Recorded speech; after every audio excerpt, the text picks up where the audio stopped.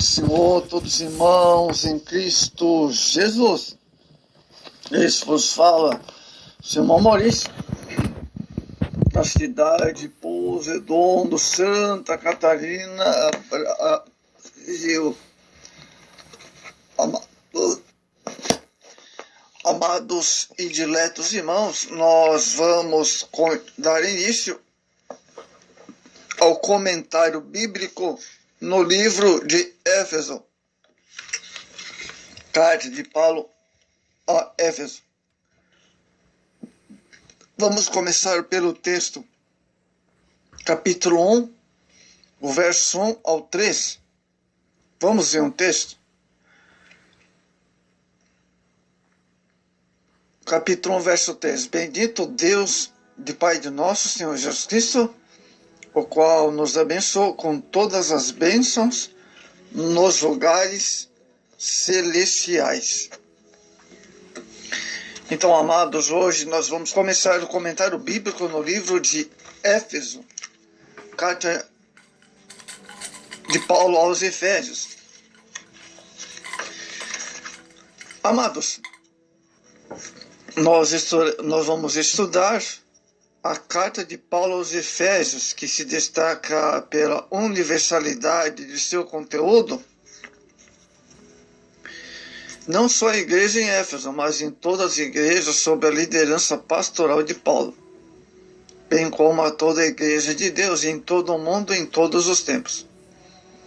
O caráter universal dessa carta é percebido pelo plano da salvação, proposto por Deus desde a fundação do mundo, que alcança, amados,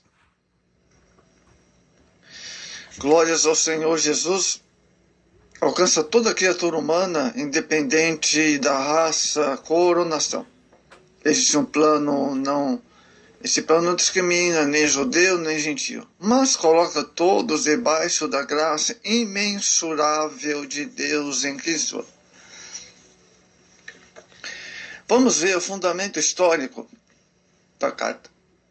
Os capítulos 19 e 20 de Atos, os apóstolos. Deus está narrando o episódio que levou o apóstolo Paulo a passar 3 anos na cidade de Éfeso, cidade a qual dispensou um bom tempo de seu ministério. Diz o relato bíblico que a palavra do Senhor crescia poderosamente e prevalecia. Atos 19, o verso 19 ao 20.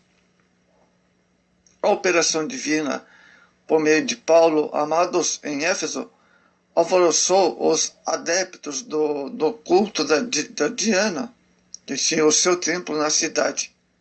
Atos 19, verso 23 ao 41. Vamos ver primeiro o aspecto da circunstância.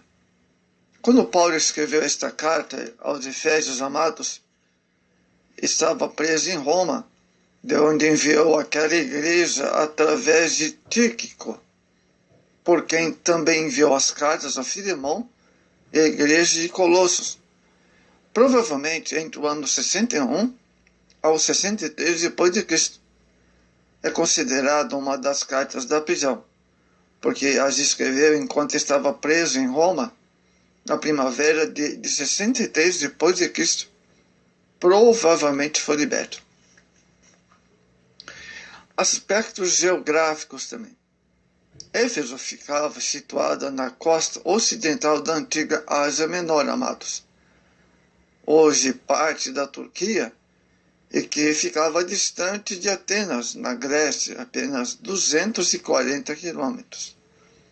Naquela época, Éfeso era uma importante metrópole pertencente ao Império Romano, e que chegou a ter uma população de aproximadamente 300 mil habitantes. Éfeso era uma próspera cidade, com porto de mar, o qual favorecia a peregrinação obrigatória dos adeptos dos deuses pagãos daquela região, tais como Diana, cultuada entre os gregos como Ártemis. A indústria e o comércio de Éfeso atraíram muita gente de todas as regiões adjacentes. Identidade e destinatários. Os 2 primeiros versículos da carta constituem a saudação do apóstolo Paulo. Naquela época havia uma forma peculiar de se iniciar uma carta contendo no começo o nome do autor, em seguida o destinatário. A identificação de Paulo, verso 1, capítulo 1. Ele começa, amados, como era o costume da época, usando o pronome Paulo, e a seguir, além de sua identidade pessoal, apresenta os títulos que identificam o seu ministério apostólico. Apóstolo de Jesus Cristo.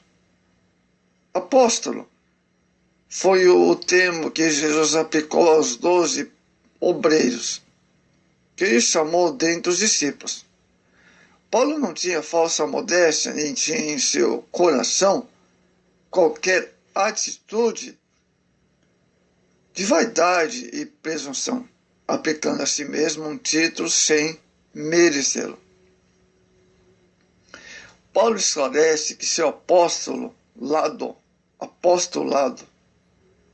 não veio de homens, mas pela vontade de Deus. Ele exalta a vontade de Deus, amados, porque ele expressa a soberania divina na edificação do destino da igreja de Cristo. Seu título de apóstolo dependesse apenas da vontade de homens, Paulo não teria aprovação do Espírito Santo em seu ministério. Os destinatários da carta de Efésios, ou carta a Éfeso. Paulo sauda os cristãos de Éfeso, chamando-os de santos e fiéis. São 2 termos típicos aplicados aos cristãos através do Novo Testamento. A igreja é constituída de santos fiéis. Ao tratar os cristãos de Éfeso como santos, o apóstolo reforçava a posição desses cristãos em relação à idolatria daquela cidade.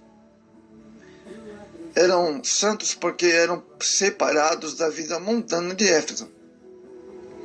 Eram chamados de fiéis porque não se deixaram levar pela força demoníaca que dominava os habitantes da cidade e os escravizava ao paganismo. Terceira coisa importante sobre a carta: saudações peculiar da igreja primitiva, graça e paz, verso 2. O apóstolo Paulo usava essas palavras em suas saudações e em todas as cartas enviadas às igrejas. Na tradição judaica usava-se apenas a palavra paz, shalom, no hebraico. Mas Paulo, por inspiração divina, adicionou a palavra grega e já conhecia paz. E deu saudação cristã a um sentido muito especial: graça e paz. Os crentes de Cristo têm agora a paz da parte de Deus Pai, mas obtiveram a graça por Jesus Cristo. Vejamos bem agora, amados, verso 3. Bênçãos e privilégios em Cristo. O versículo 3 abre o cortejo de todas as bênçãos espirituais em Cristo. O apóstolo começa com uma exclamação de louvor e adoração ao Senhor, demonstrando que a vida cristã só tem sentido se tiver sempre uma atitude de reconhecimento e ação de graça ao doador de todas as bênçãos. Bendito Deus Pai de nosso Senhor Jesus Cristo.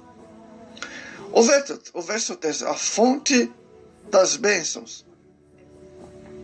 A palavra bendito torna-se exclusiva e singular a fonte de todas as bênçãos que é Deus o Pai. Só é digno de ser bendito porque somente Ele é o perfeito doador e bênçãos. A fonte é original.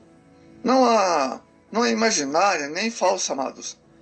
Ela é identificada como o Deus Pai, nosso Senhor Jesus Cristo. Por 3 vezes nesse mesmo capítulo, a palavra de Deus nos ensina que a finalidade de todas as coisas realizadas por Deus é o louvor da sua glória. Capítulo 1, versos 6, 12 e 14. O caráter da bênção, verso 3 ainda, o qual nos abençoou com todas as bênçãos espirituais. As bênçãos que trata a Bíblia aqui têm uma total abrangência mediante a palavra todas, porque essa palavra refere-se não às coisas naturais e materiais, mas essencialmente às espirituais. As bênçãos espirituais em Cristo estão acima de todo e qualquer benefício com o material. As riquezas de que fala o apóstolo são espirituais, porque na realidade Paulo não tinha nada materialmente, amados. Sua fé e confiança estavam depositadas na contemplação das riquezas espirituais.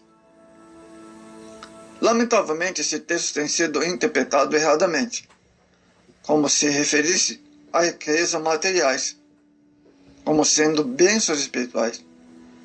Cuidado com a falsa teologia da prosperidade. O campo da fruição das bênçãos. Vou repetir. O campo da fruição das bênçãos, verso 13. A expressão nos lugares celestiais indica a sublimidade da vida cristã, o nível mais elevado ao qual fomos colocados, amados. Essas bênçãos espirituais são alcançadas, evidentemente, pelos que, pela fé em Cristo, vivem no plano espiritual. Pois, amados, o termo lugares celestiais não tem um sentido geográfico, físico ou espacial, mas trata-se de um estado de realidade espirituais, que são alcançados somente pelos que, por Cristo e dedicação a Cristo, renunciam sua vida carnal e vivem uma vida biblicamente espiritual. Romanos 8:1. Em outras versões da Bíblia usa-se o termo regiões, que não muda o sentido do termo lugares. Ser abençoado nos lugares celestiais significa ter alcançado um estado de vida espiritual, galgado uma posição espiritualmente acima do plano meramente físico ou material. Em Cristo, o crente é levantado desse mundo tenebroso, colocado numa posição de superioridade. Significa que está acima, nunca por baixo, e que deve ser uma coisa normal da nova criatura. Então, amados, a conclusão vimos através desse estudo de hoje quanto à constituição do seu povo, a igreja dentro do propósito divino. Ela seria formada de um modo diferente do que Israel, do que o povo da antiga aliança. Louvemos ao Senhor, amados, pelo seu maravilhoso plano para construir esse povo, um novo povo, o qual, embora no mundo, lhe pertence unicamente. Preciso de ti,